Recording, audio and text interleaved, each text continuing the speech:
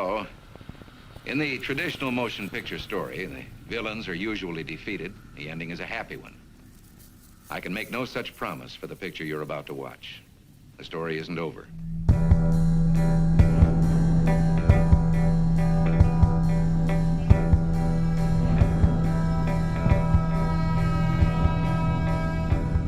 I remember a nurse bringing my father down, and he'd gone from a man to this almost non-human creature.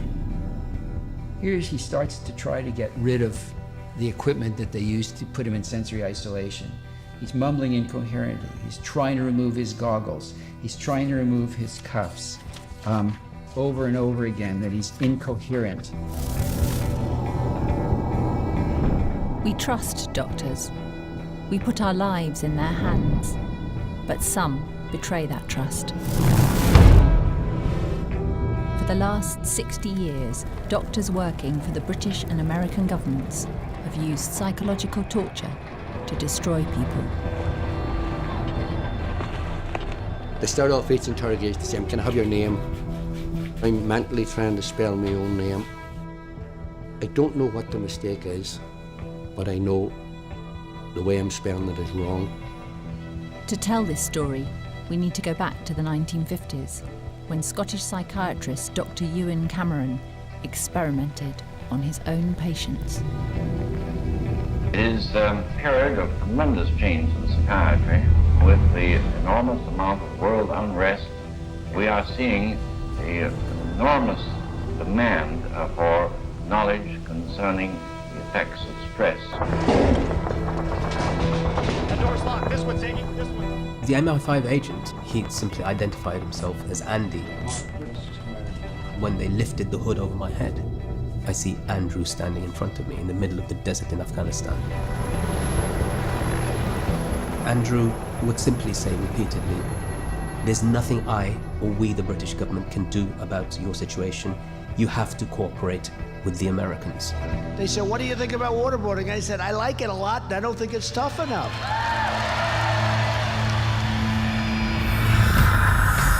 Psychiatrists have a special responsibility to act as leaders and guides in entering and opening up this new territory. And intense.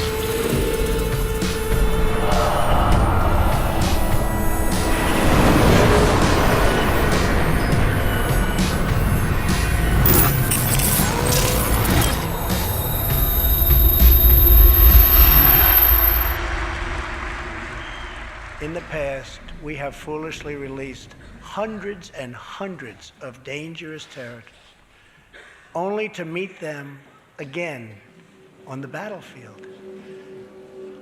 I just signed an order to keep open the detention facilities in Guantanamo Bay.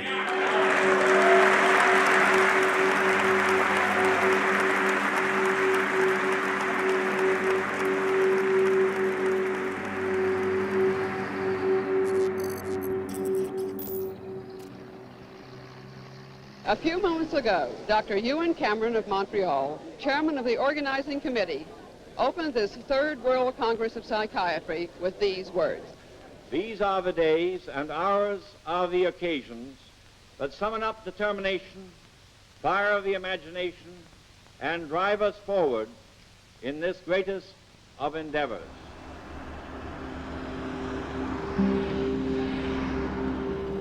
I'm about to go see the Allen Memorial Institute, where my father spent on and off 4 tragic years. I remember my dad before, and I remember my dad after.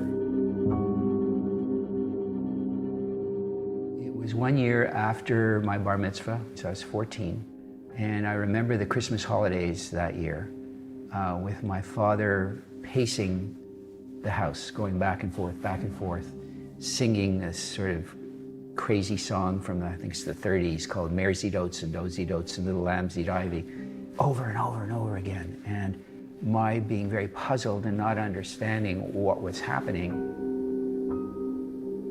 which is how he ended up in 1956 going to see Ewan Cameron at the Allen Memorial Institute.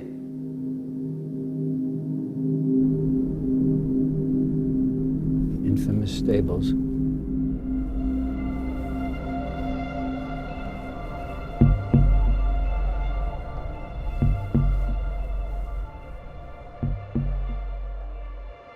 This building, for me, represents Cameron. So I'm face to face right now with my nemesis. I get this very strange feeling in the pit of my stomach. Inside were all these terrible things happening. And here I am in my 7th decade, and it's like it all happened yesterday. By far, the most chilling experiments we have uncovered took place at this Gothic estate called Raven's Crag, halfway up Mount Royal in Montreal. Then the drug began to take hold very rapidly. Things became very furry and very frightening. Nobody explained it to me. Nobody ever asked me if I was willing to do it or anything. I thought this was the coldest and most impersonal treatment that anybody could give to anybody in the world.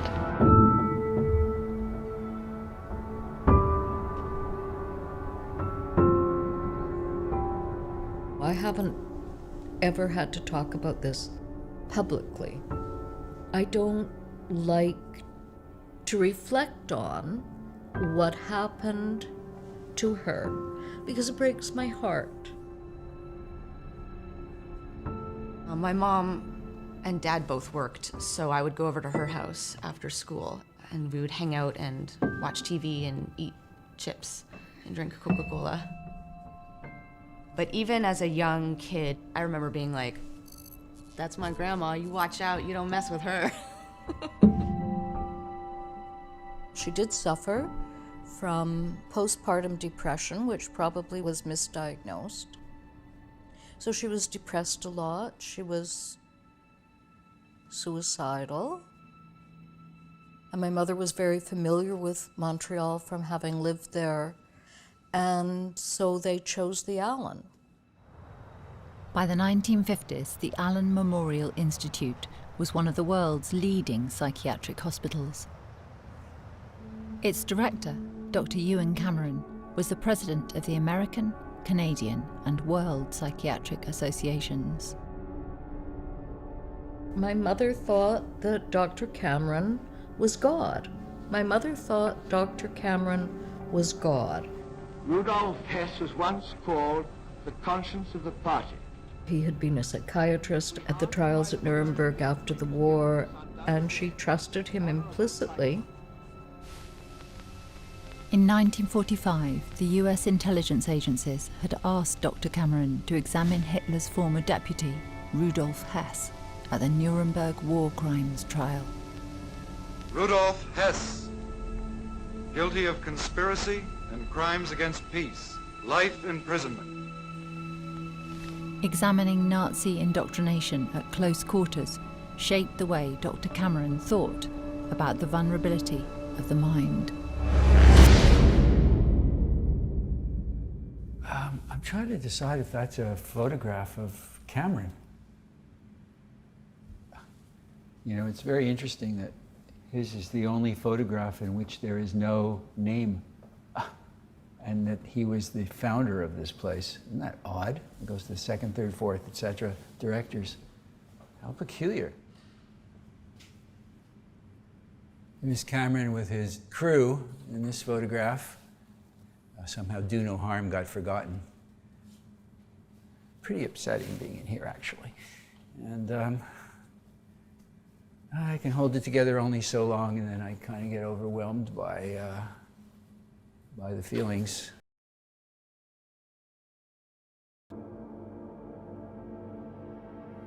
How old?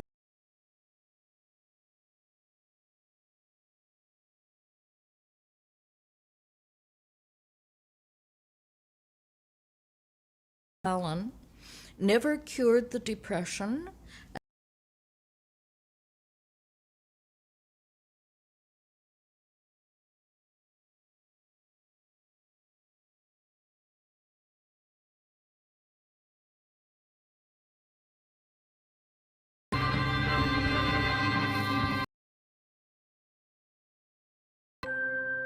Ewan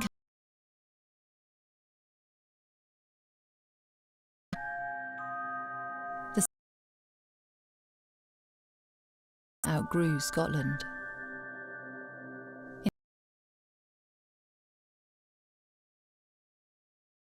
Driven, Cameron dreamed of winning the Nobel Prize for his work on the frontiers of psychiatry.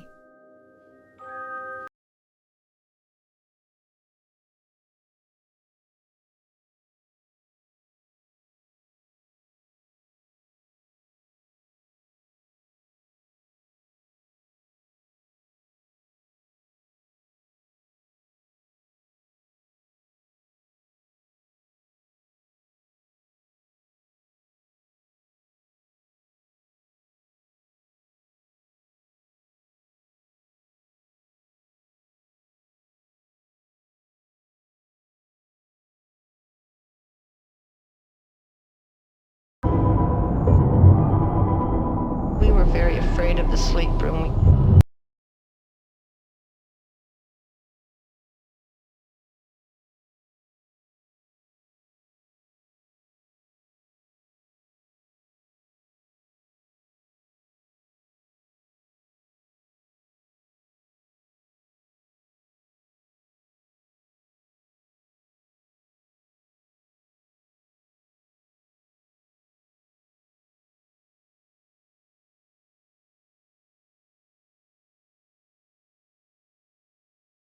Story of one patient. To see this only and simply as a horrendous experience that happened in Montreal in the 1950s is to really miss the big picture.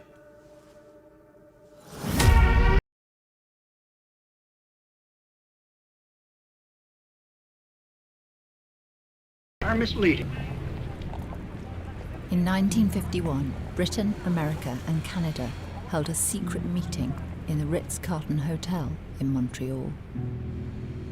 Among those attending were Henry T. Tizard of Britain's Ministry of Defence, Dr. Ormond Salant of the Canadian Defence Board, and scientist Donald Hebb. 2 projects were discussed. The first was the SEER program.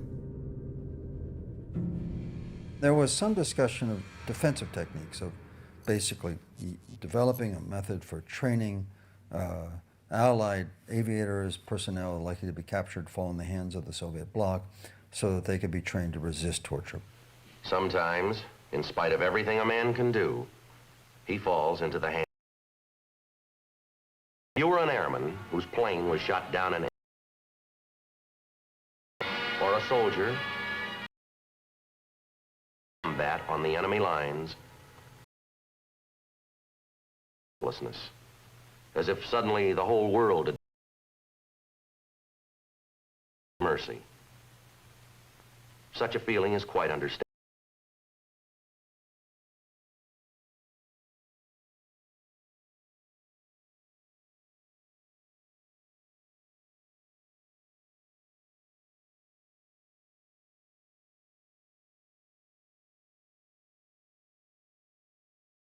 Developing techniques that we could use against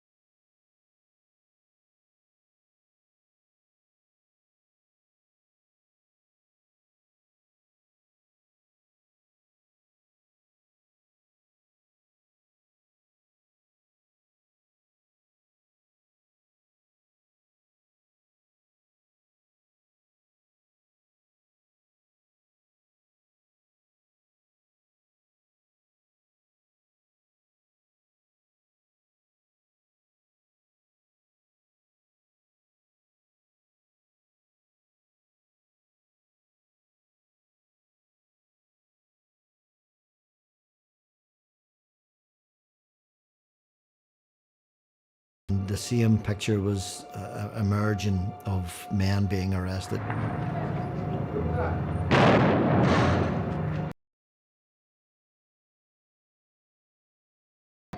British intelligence used Dr. Cameron's experiments in sensory overload and deprivation on their Irish prisoners. Eyes! Front! Standard 8! In 1971, there was a surge of bombings in the first half of the year in Northern Ireland. We believe that British intelligence, which had been privy to the development of these techniques since the early 1950s, trained the Royal Ulster Constabulary in these techniques. And then during the massive roundup of hundreds of people in mid-1971, they selected 14 prisoners for the kind of testing of these techniques in actual battlefield conditions.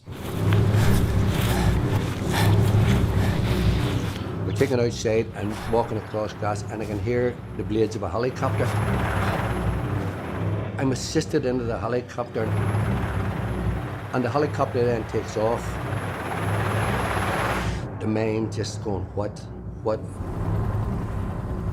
This flight goes on 30 minutes or 40 minutes, but at that stage you were trying to think, what's going on, where am I going?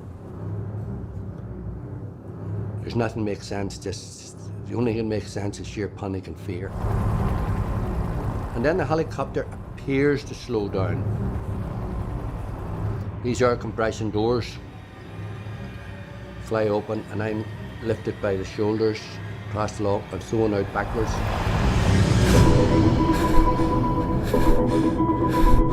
The RUC coming in and putting a bag over your head, stripped and overalls put on us, spread eagled against the wall for hours on end. There's a hood placed over my head. That's where panic set in, what the hell's going on?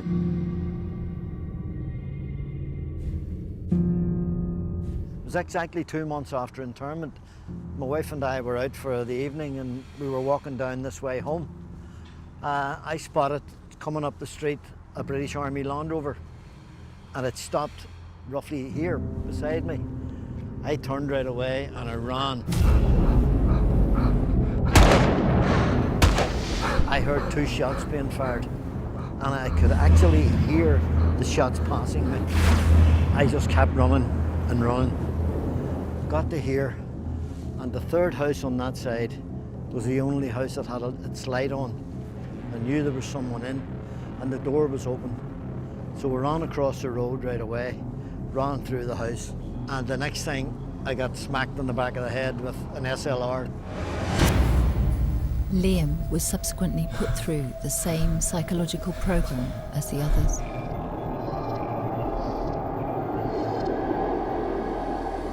In the autumn of '71, a report came out in the Sunday Times. It became clear that this was a scientific development of brainwashing techniques. What you see in these techniques is the state devising methods to essentially destroy the personality of an individual by scientific means. Professor Tim Shallis was one of the first to make the connection between the Montreal experiments and the interrogation techniques used in Northern Ireland.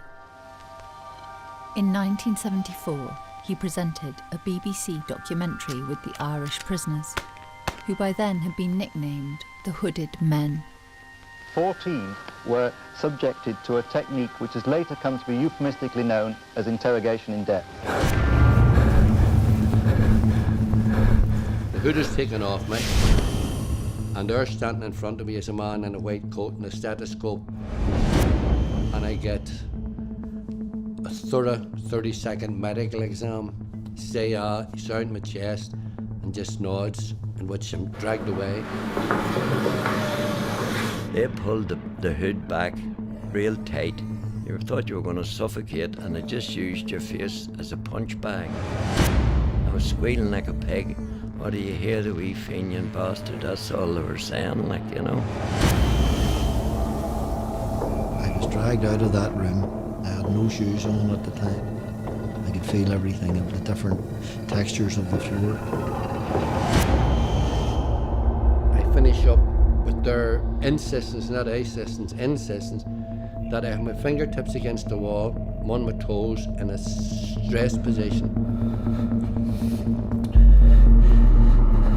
It seems itself to be completely innocuous. All you're doing is leaning forward against the wall. Why should this be a problem? But it is a problem if you have to retain that position. So it becomes extremely painful when it doesn't appear to be painful from the point of view of the lay observer. They were asking you questions, do you know there's any A or M, and do you know there's any guns, and you're saying no. And it didn't make any difference. You still got battered every time you said you knew nothing, you didn't know anything. I was completely confused, lost. I can never remember sleeping. After considerable experimentation, it was found if individuals were placed with their eyes bandaged, they would not only pass into a confused and extremely phenomena.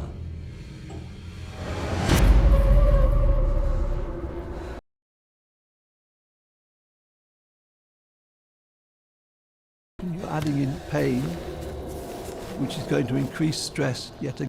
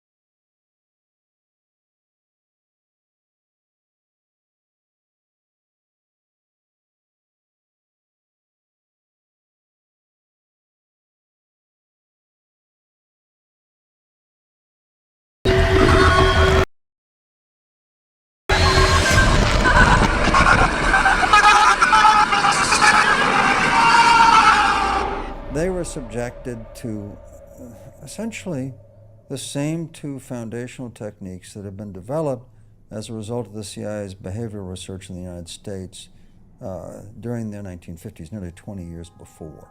The two most important were sleep deprivation and isolation. In Ireland, they got no sleep at all for the first few days. This combination of procedures, which are each in itself is extremely simple and extremely cheap to produce, comes from the abstraction from scientific work, and the consequence of this in the men that I've interviewed was a long-term traumatic neurosis, post-traumatic stress disorder. If I'm in a room by myself, there's a terrible sort of fear comes over me or something, you know. I have to have something, even if it's only a dog in the room, I have to have something with me. It was carried out with the intention of understanding brainwashing procedures, and it certainly succeeded in doing so.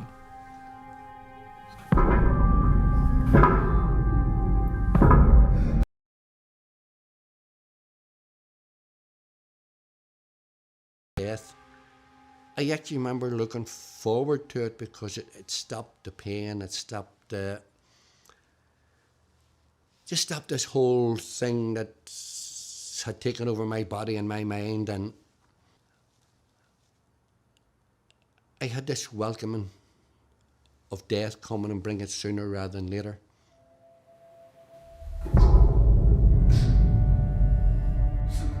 My mother and my wife, they just went everywhere. They went everywhere to try and find out where I was.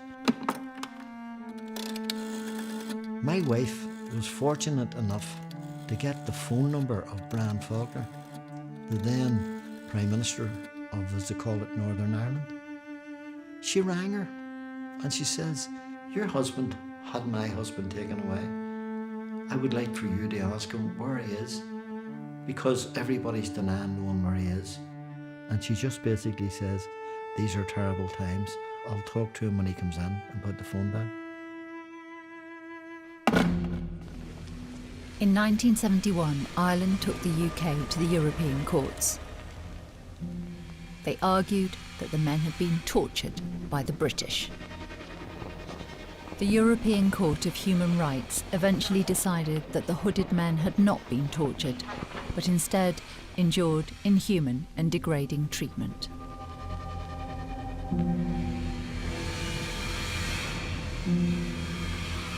The global precedent set by this 1978 judgment allowed governments around the world to legally use these techniques.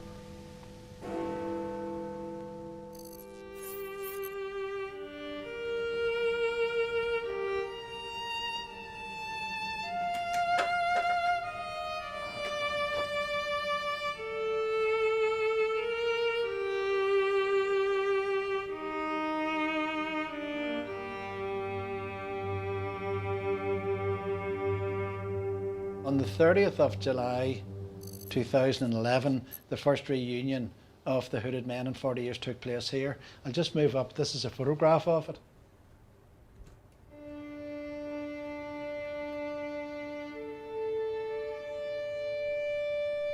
We discussed the possibility of reopening the case, but one vital ingredient was missing from the recipe, and that was to get the Irish government to bring the British government back to the European Court of Human Rights.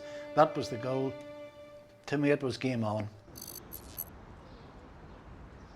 Hello, my name's Francis McGuigan. I'm now a 70-year-old grandfather, and in 1971, I was one of the Hooded Men.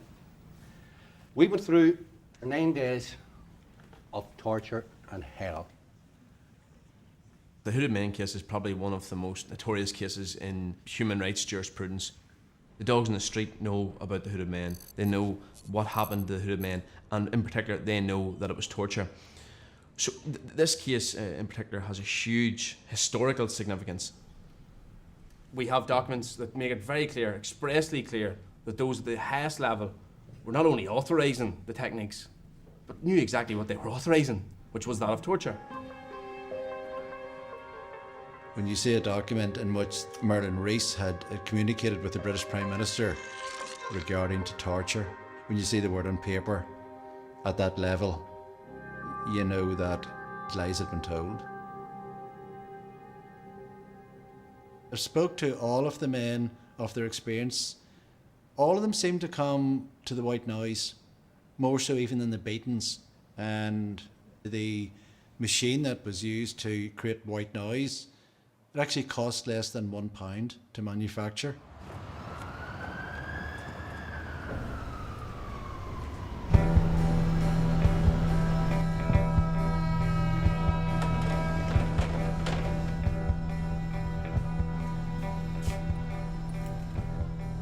Through the act of making art is how I process my thoughts and ideas. I was thinking about the family tree, and I was thinking about, in our family, something came in out of left field and broke a branch on our family tree.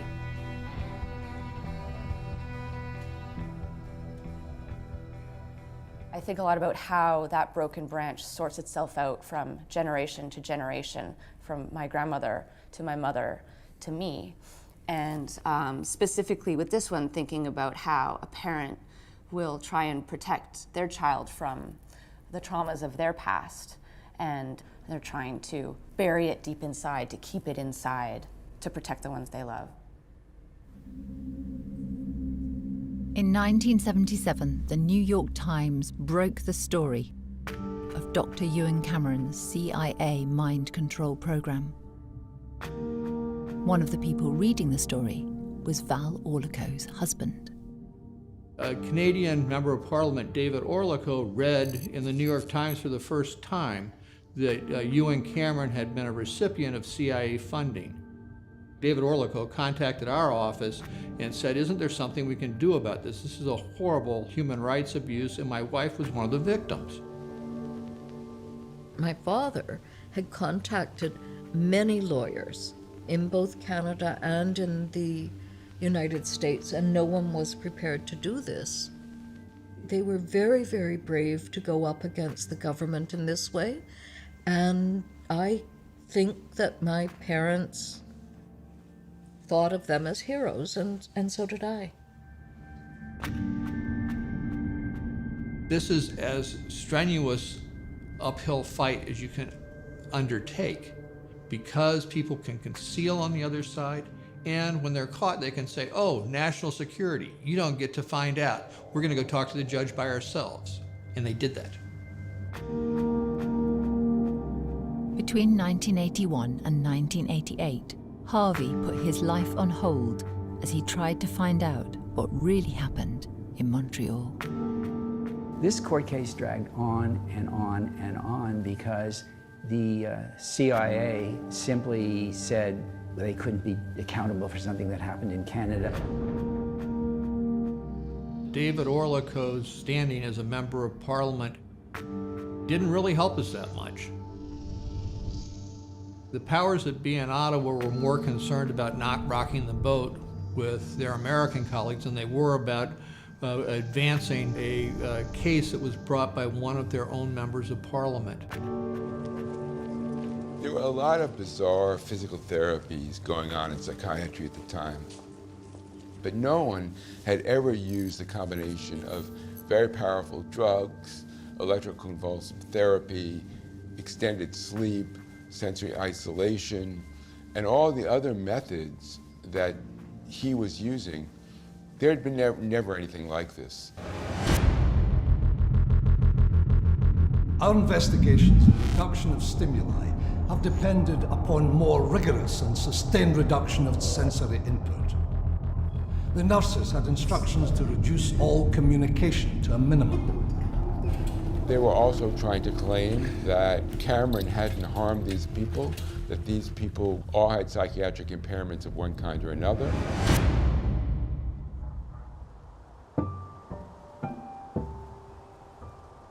This is where I grew up. This was my street. You see that tree there? I remember when I could put my fingers around it. We planted that tree. So that tree is planted in 1945. It's quite a long time ago. Harvey decided to write a book about his father's experiences. As he researched the legal case, he began to get a lot of attention. Some strange things were happening. Mail was arriving at our house opened. There were all these strange clicks on the telephone. And I asked the lawyers in Washington, this is really weird because it sounds like, somebody's tapping their phone or, this is intimidating. Do you think this is realistic? And they said, could be, could not be. They can do all this stuff without you even knowing about it, so could be. And then a couple of very strange events occurred. I had been to dinner with my wife, and all of a sudden, someone is motioning to me to move over. I get out of the car to see flames coming from under the car, and the whole car was totaled. Okay, I could say that's just coincidence. That's really odd, right? Then about 2 weeks after that, I'm driving to pick up my kids from a school dance. Clear night, clear road. From behind me comes a car with no headlights on, slams into me, pushes me off the road, and disappears. It's something that I really haven't spoken about, and nothing like this, of course, ever happened again. But it does raise interesting questions.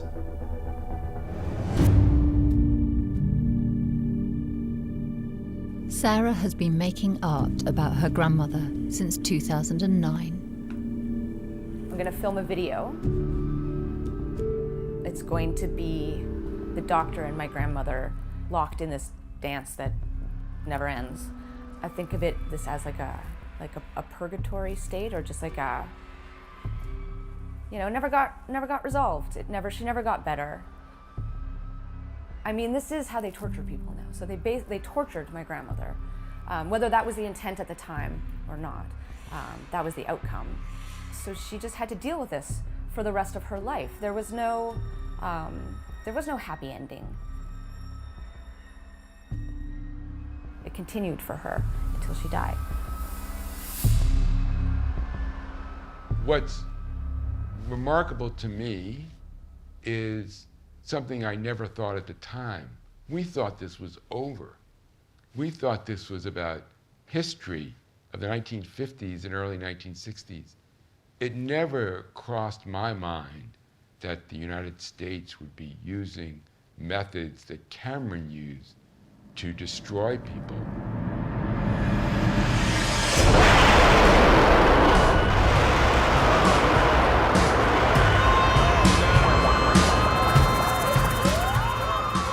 I have to admit, I think I know the world fairly well, at least even if I haven't traveled to it, but I really didn't know about the Twin Towers. I didn't know that the Twin Towers even existed.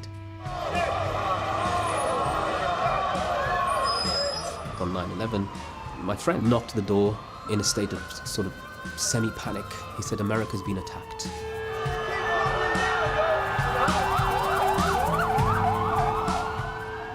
I will never forget that day. I was installing service for a German NGO. One of the workers said, "There is a war in the United States of America." And I was saying, "What?" Oh no, oh no.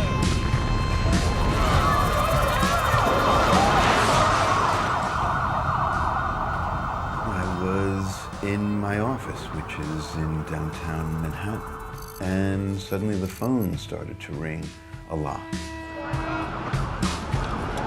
Let's go, guys, let's go. Right here, right here. We were really sad, so much like senseless loss of life.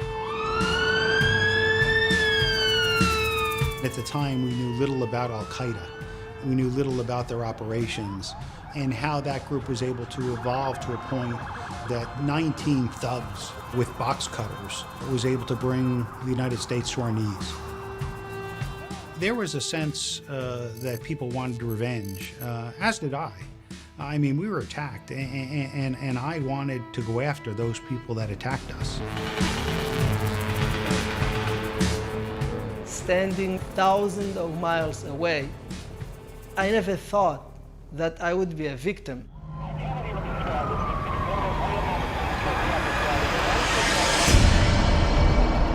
Immediately, Mark was ordered to Florida to help draw up the invasion plan of Afghanistan. Our war on terror begins with Al-Qaeda, but it does not end there. It will not end until every terrorist group of global reach has been found, stopped, and defeated.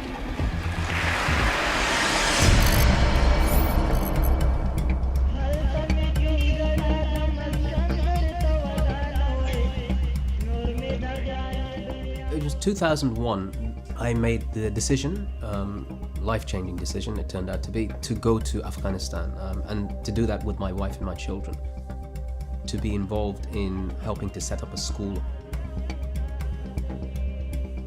At the time the Taliban had come into power, the war wasn't raging in the way it had been before. Most of Afghanistan had been pacified. The war on terrorism begins. America and Britain strike Afghanistan. The first signs of battle, cruise missiles head for targets over Kabul.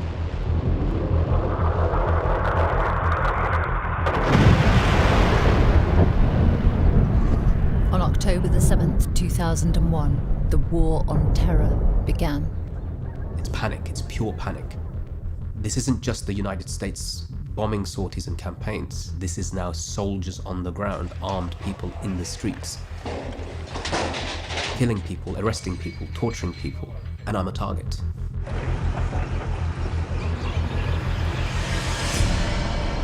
Mozzam was captured and detained in Bagram Air Base for a year.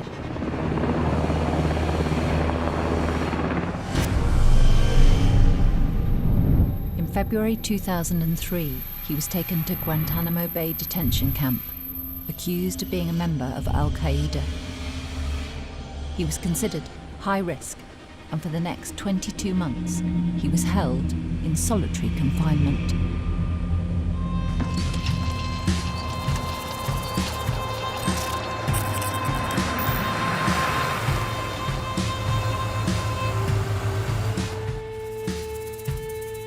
I was born one of 12 kids, and my father used to be a camel herder. 2 weeks after 9/11, when I received a phone call, and it was the DSE, the director of our security in this country. And he explained to me that the US government asked him to arrest me. Mohamedou was accused of being the leader of an Al-Qaeda cell in both Germany and Montreal. In the chaos, President Bush signed a secret directive giving the CIA authority to kill or capture terrorists anywhere. In the years that followed, several dozen aircraft crisscrossed the globe, making thousands of flights.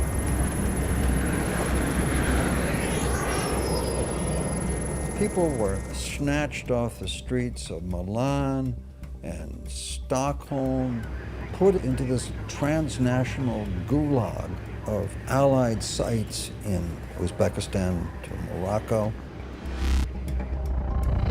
Faced with an onslaught of prisoners, the Bush administration drew up a memorandum known as the Torture Memos.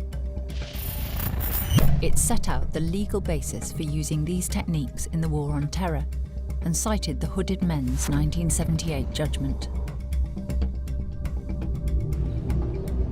Within months, the CIA rolled out these methods within Guantanamo and all its black sites. They called them enhanced interrogation techniques.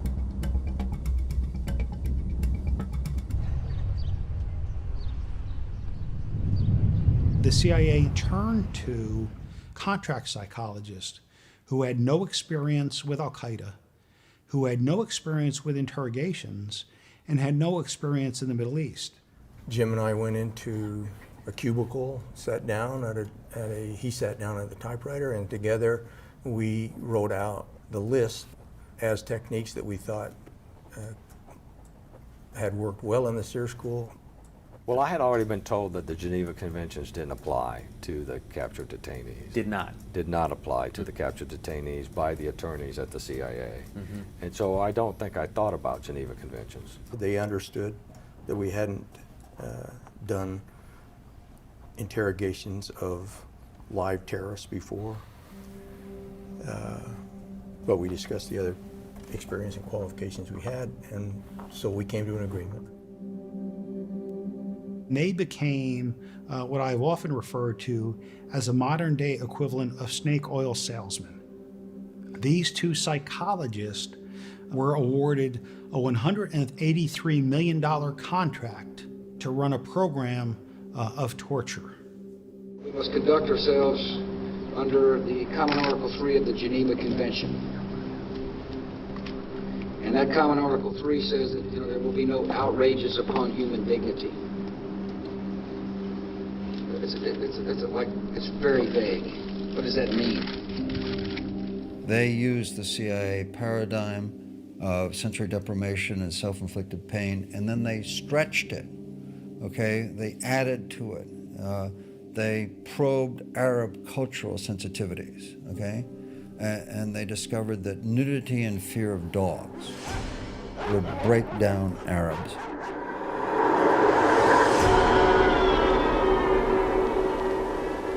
CIA psychologists used Dr. Cameron's experiments on sensory deprivation and overload, along with the Cold War SEER program, to create a horrific mix of torture techniques.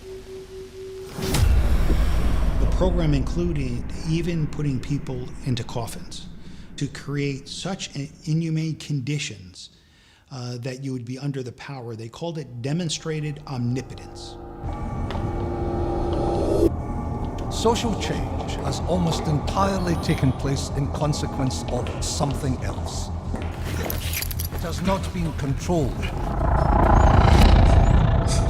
We need to protect society from those that can bring it once more into chaos.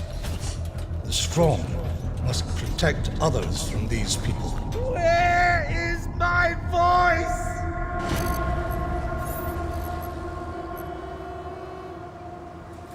The American Psychological Association is the world's largest organization of psychologists and probably has the most influence over the community of psychologists around the world.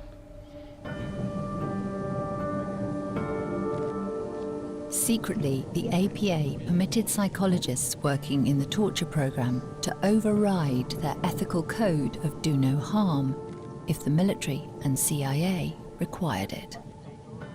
The program of abusive interrogations, the program of torture at the CIA was designed by psychologists, and at Guantanamo was designed by a psychologist and a psychiatrist after they were trained in the techniques and in the program of the CIA abuses.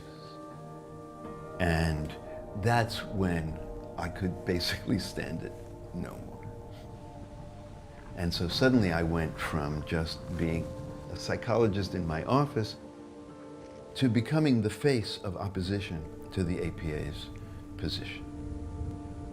Yesterday, we received our 8th flight of detainees. I can confirm for you that we had 34 detainees arrive. The goal psychologically was to create the most dreadful conditions you could establish for a human being. And the enhancement to that, if there was an enhancement, was based on a program called Learned Helplessness. Recently released CIA documents refer to the feasibility of remote control of animals, and that special investigations will be conducted toward the application of selected elements of these techniques to man. Scientists have long experimented on animals to determine human behavior. In 1967, Dr. Martin Seligman began a series of tests using electric shocks on dogs. He was able to determine that if you indiscriminately abused a dog, gave them electrical shocks, even if they could avoid those shocks, they would just submit to them. They would learn to be helpless. These dogs would learn helplessness. Their aim was to undermine the basically mental independence of detainees, the instincts for self-preservation, the ability to think and choose, using techniques modeled on what Seligman did to his dogs.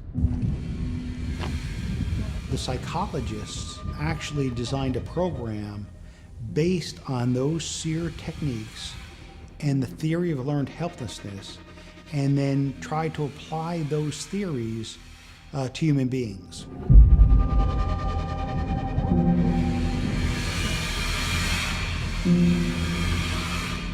So the idea was that you could undermine the basic instincts of survival of an animal if you traumatized them or tortured them enough.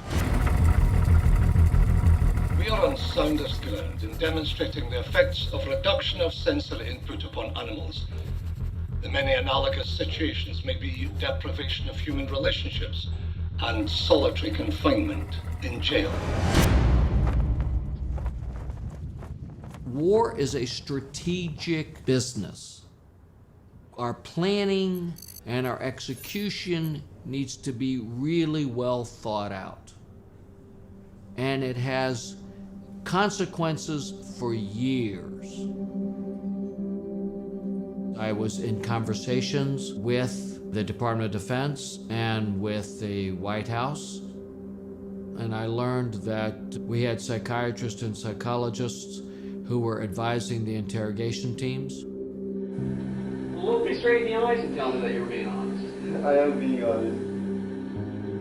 Then I learned that they were not just advising, that they were involved. I was stunned.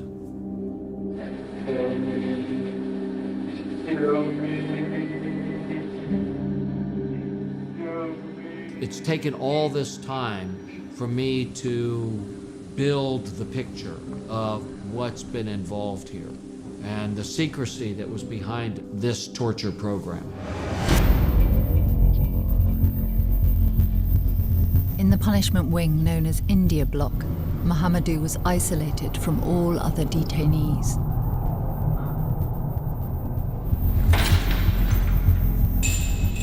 We call it the fridge because it's very cold.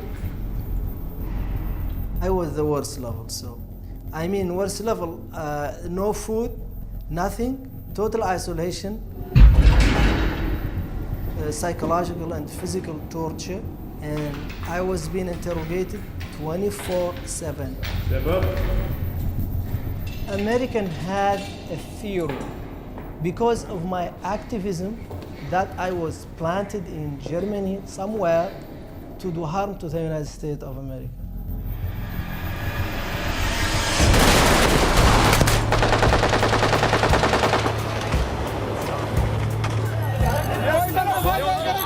A year after Mahamadou's arrest, the alleged coordinator of 9/11 was captured. They showed me his picture, and I thought to myself, I had seen this guy. Sometimes face is familiar, but you don't know where. So I said, no, I don't know him, I never seen him. But when they asked him, he said, of course I've seen this guy. I met him in this house. Now, they have a very promising lead, like what they call a breakthrough. In 1999, Mahamadou had met Ramzi Ben Al-Shib when he was an imam in Germany. They tortured him before they tortured me. And then he told them, yes, yes, yes. And he's the one who helped me go to Afghanistan. They said, either you confess to your crime, or we're going to put you in the torture program. And I said, go for it, very much. I was really stupid, back then. There was a rumor that began that I'm some kind of assassin.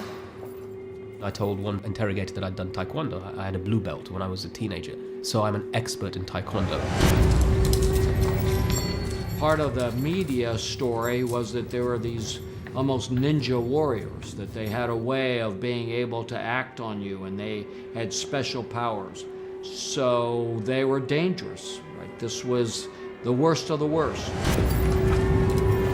I speak a couple of languages, so he's an expert in languages. Everything that I did in my life, I had become an expert in. Americans said, the logic says that without you, there wouldn't be 9/11. Suddenly, Mahamadou was classed the most important prisoner in Guantanamo. This was very heavy. Meanwhile, a new TV show, 24, became a global hit. 24 expressed and amplified American paranoia. With a masterly control of tension and suspense, it showed how sometimes, to save the world, you just have to torture the bad guys. It came out right after 9/11. This is homoerotic torture porn, widescreen, in incident after incident, uses torture successfully to extract information from enemy terrorists and to actually stop nuclear attacks. You probably don't think that I could force this towel down your throat. But trust me, I can. All the way. With tens of millions of people watching them, slowly propagated the idea that if you use torture, You can extract information. What kind of man are you? I don't want to hurt you. But I will do everything that I have to do to protect my family. I want to show you something. The role of psychologists in this torture program astounds me. I saw that we're heading down a road that I knew was going to be a disaster. And so I was taking those torture logs and other information, and I was sending them through classified channels. I wasn't a whistleblower. I wouldn't talk to the media, and I wouldn't disclose classified information. I was sending this information through my chain of command to say, the Department of Defense is about to torture people. In 2002, Mark put his neck on the line and warned his superiors that the CIA were using torture. I felt like there was an avalanche. You could see these boulders coming down and you could wave your arms and you could try to stop it. But I could not stop what was happening. The bloodthirst to torture people was just too great for any one person to stop. Your interrogation rules of engagement go far beyond the Geneva Convention. Stress positions, sleep management, dietary manipulation. All of these things go far beyond a standard which says there'll be no physical or mental torture nor any other form of coercion. That's the Geneva Convention. These rules of engagement for interrogation issued by your department are inconsistent with those. General Myers, correct me if I'm wrong, but my recollection is that any instructions that have been issued or anything that's been authorized by the department was checked by the lawyers in your shop, in the department, in the office of the Secretary of Defense, and deemed to be consistent with the Geneva. Absolutely. And US Secretary of Defense Donald Rumsfeld was convinced that Mohamedou recruited 3 of the 9/11 hijackers. He personally authorized a 90-day special project status for Mohamedou, with horrendous consequences. The order to abuse prisoners was unlawful. But to build up to that unlawful order, they needed justification. And so what they did was they sent a colonel to Guantanamo to look and try to justify what was going on. And he said, Guantanamo Bay is America's battle lab. And the moment I heard that, it evoked memories of Nuremberg. It evoked memories of what the Nazis were doing, experiments. The first thing they started with was the sleep deprivation regime. And then a masked guy dragged me to this room. It was very dark except for strobe lights. And then he shackled me to the floor, and then he started playing this music. Let the bodies hit the floor all day long.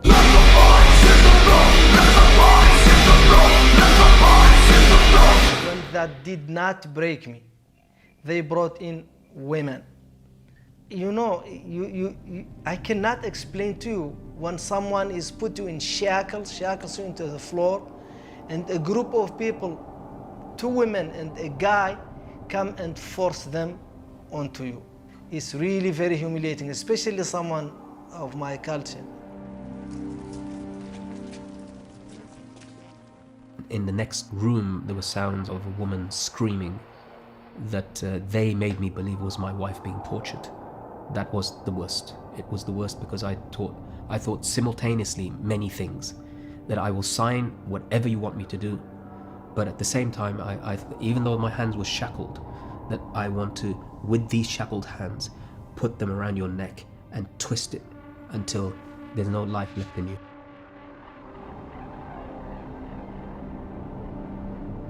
What really broke me, when they said they will arrest my mother and she would be raped. That did it for me. Why? Because you would say this is a movie, this is not real. For my first almost 2 years in Guantanamo in particular, much of the torture was psychological. And slowly but surely it eats away at you. And you have to tell yourself that you're not a father, you're not a son, you're not a husband. You're just the number that they've given you, because if you start thinking outside of that, you will break yourself down.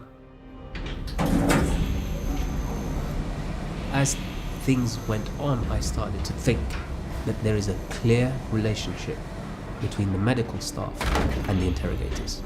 The question was, who was instructing whom? Were the interrogators instructing the psychologists, or was it the other way around? Do no harm, which is the psychologist's ethics code, was given up, I think, by different psychologists involved in the CIA and the military for different reasons. For the American Psychological Association, there was what I would consider collusion, and worse, they took a blind eye to the abuses that were being reported.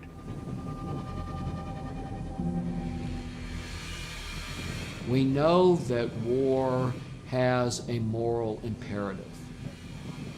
America after 9/11 was in shock. And I think we had been deeply frightened, and I think that fear was exploited certainly in the years after that, and has continued to be exploited. My understanding is you've met more 9/11 detainees than any other person. I've met a number of them, yes. I've met probably more than anyone outside. Can you tell me about that? I can't specifically talk about what I've, my meetings with them or what I've learned about these men. I've met Khalid Sheikh Mohammed, Khalid bin Atash, Ramzi bin al-Shib, Ammar al-Baluchi, and Hassawi. These men were subjected to all these tactics, and there is absolutely no evidence, absolutely not a shred of evidence that these tactics used on these men really gave us any intelligence that was important or useful to our country. We created Al-Qaeda in Iraq with our torture programs. And Al-Qaeda in Iraq morphed into what we call ISIS today. Daesh, ISIL, the same group. It's just a manifestation of torture. These are programs that we created, and we're living with those results today. You sound like you think this is war crimes. Oh, this is absolutely war crimes. We knew there were war crimes.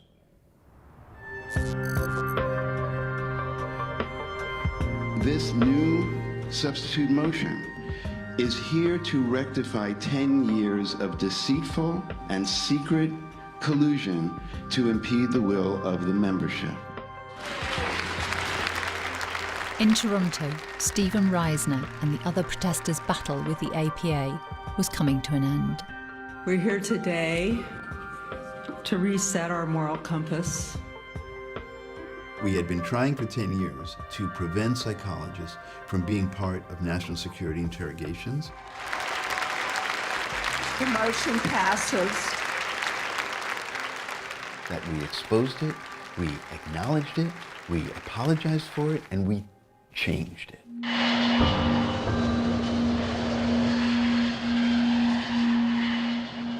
After being held for 3 years, Mozzam was released without charge.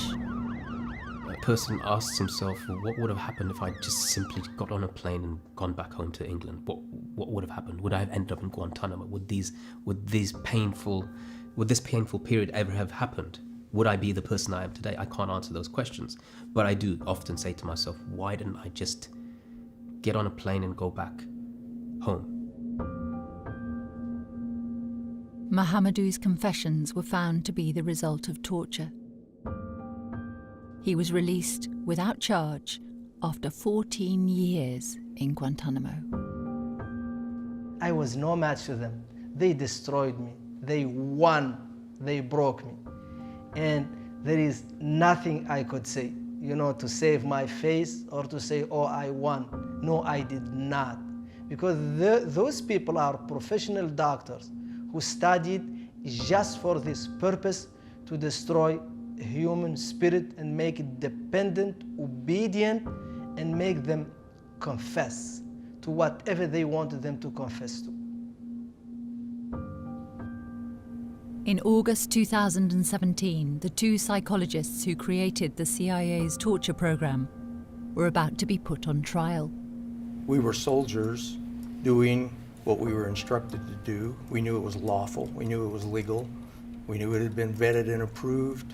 Do you think it's possible, as a psychologist, that an individual who was subjected to them suffered long-term physical or psychological harm? Objection. Do you think it's possible that sleep deprivation taken to the extreme could induce severe mental pain or suffering? Objection. The CIA settled out of court for an undisclosed amount. No liability was admitted.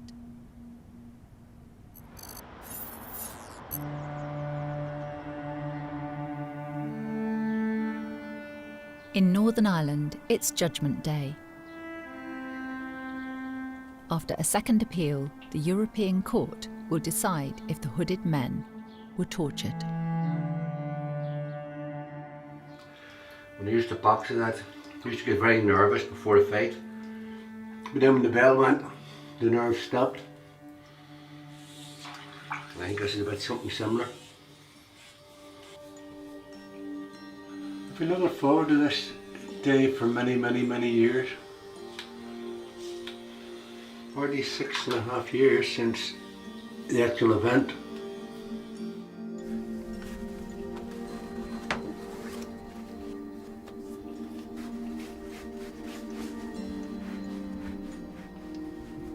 Felt tense yesterday afternoon.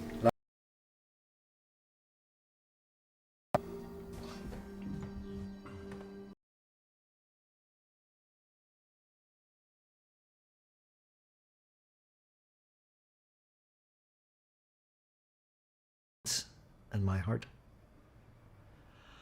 This year, and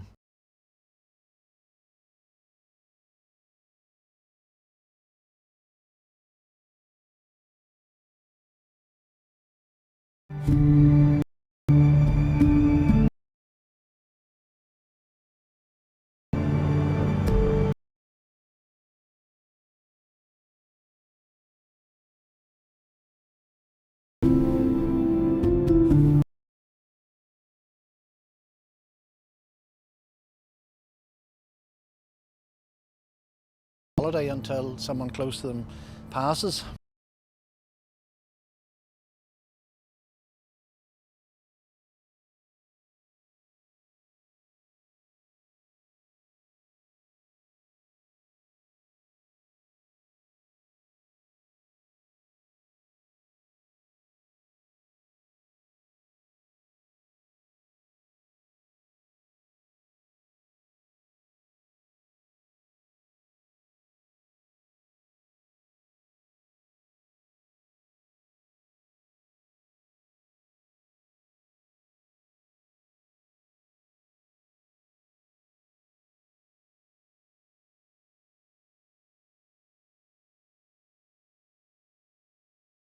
Robin Island, like he had forgive his